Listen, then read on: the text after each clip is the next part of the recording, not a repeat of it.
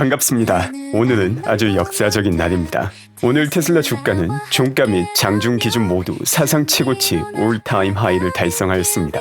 그리고 재미난 점은 지난 사상 최고 주가 같은 경우 바로 작년 12월 17일에 달성했습니다. 내일이면 정확히 1년이 지난 12월 17일이 되는데 한동안 테슬라의 주가 사상 최고치 기록 경신 소식을 자주 들을 수 있게 될 것입니다.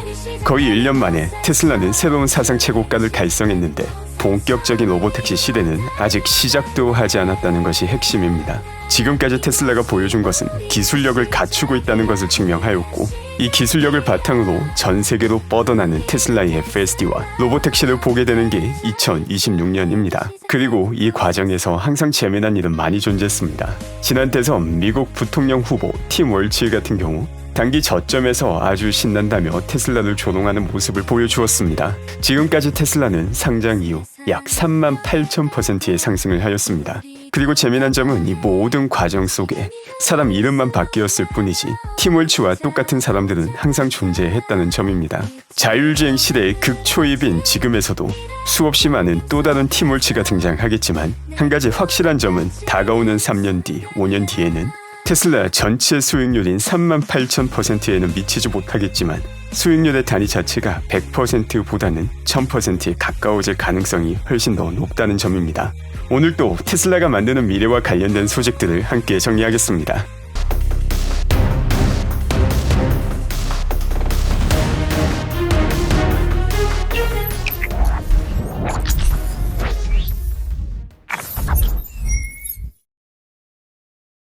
첫 번째로 살펴볼 내용은 유럽의 규제에 관련 내용입니다. 크리스천 닐슨 씨께서 유럽연합 자율주행 규제 당국에 직접 이메일을 보냈고 테슬라의 자율주행 규제 허가와 관련된 진행 상황 업데이트 답변을 받았습니다.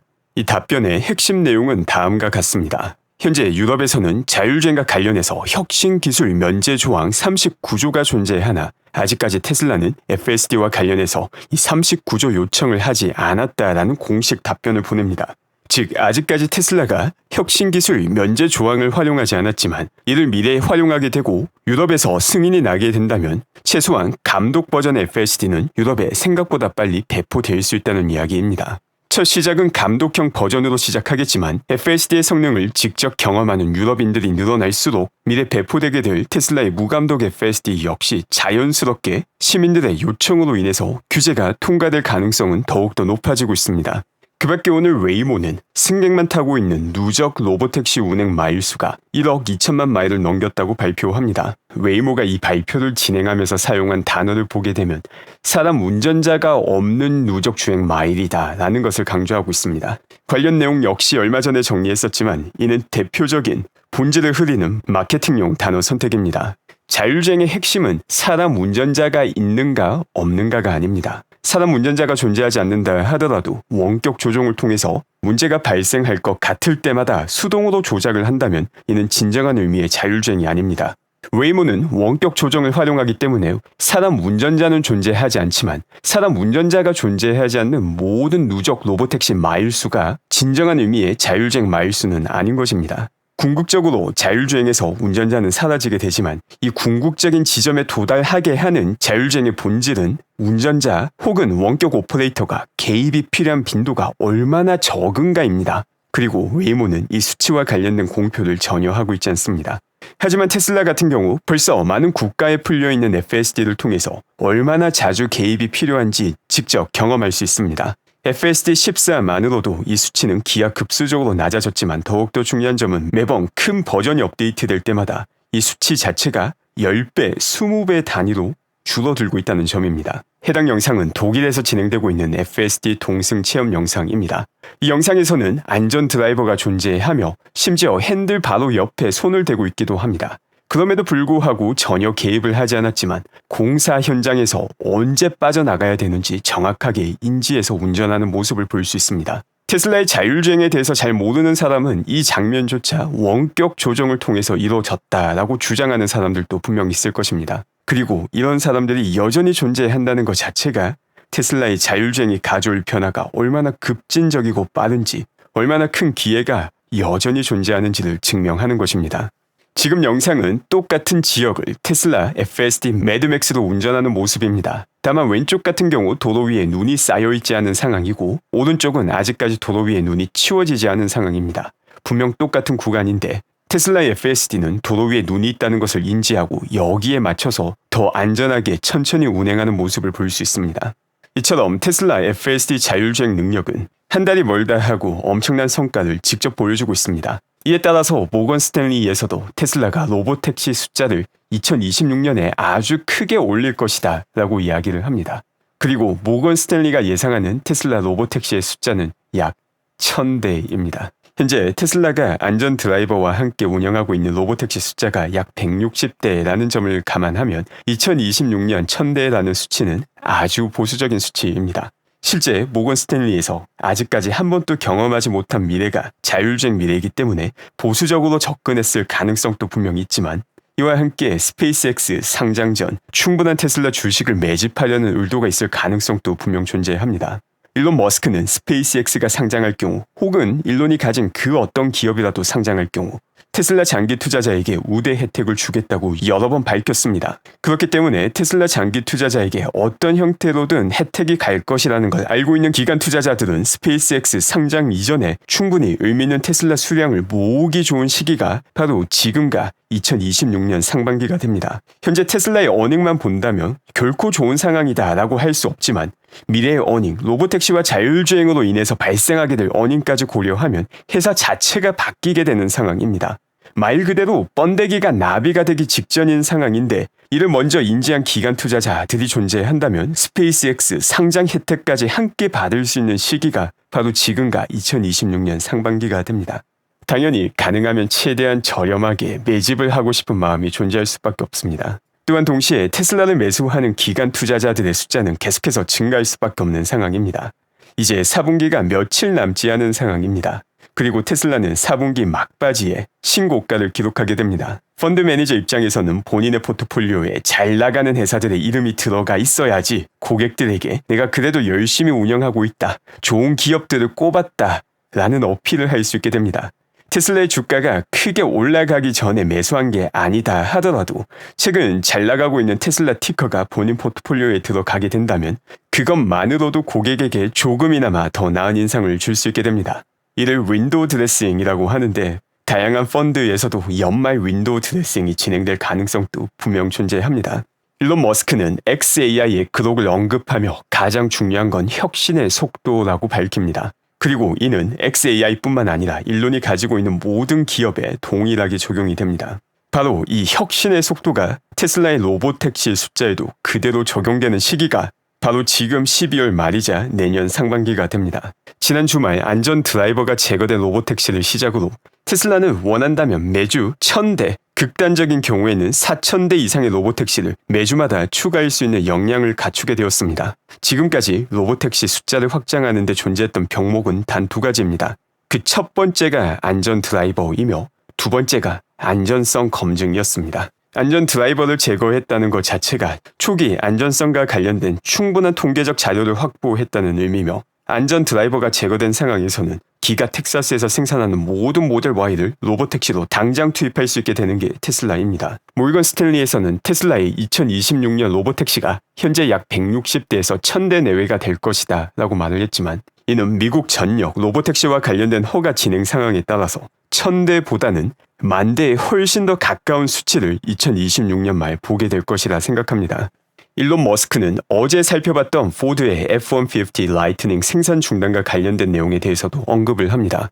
해당 게시글은 포드의 CEO 짐 팔리 인터뷰 내용이 담겨 있습니다. 이 인터뷰에서 짐 팔리는 다음과 같이 말합니다. 이러한 전기 트럭들이 결코 돈을 벌지 못할 것이라는 점을 알고 있기에 미래의 수십억 달러를 쏟아붓는 대신 우리는 방향을 틀고 있습니다. 그리고 어제 정리했다시피 포드가 전기 트럭을 통해서 돈을 벌지 못하는 이유는 전기차 시장의 구조적 문제가 아니라 전기차 시장 안에 제품 경쟁력이 떨어지기 때문입니다.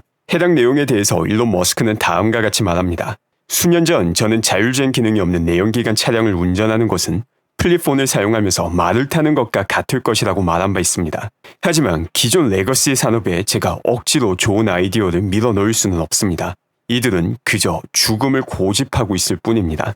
어제 테슬라 공식 계정은 처음엔 천천히 그리고 한 번에 모두 바뀐다라는 말을 했습니다. 이 내용은 테슬라의 자율주행, 로보택시에도 적용되지만 기존 레거시 자동차 제조사에게도 그대로 적용되는 내용입니다. 아직까지는 전기차가 다양한 자동차 중에 하나의 종류로 보이는 것 같지만 어느 순간 천천히 발생하는 것 같은 변화가 자율주행이 되는 전기차가 아니면 자동차를 사는 것 자체가 의미가 없어지게 된다는 것을 모두가 깨닫게 되는 시간이 얼마 남지 않았습니다. 지금 글은 거의 1년 전인 2024년 12월 13일 일론 머스크가 남긴 글입니다.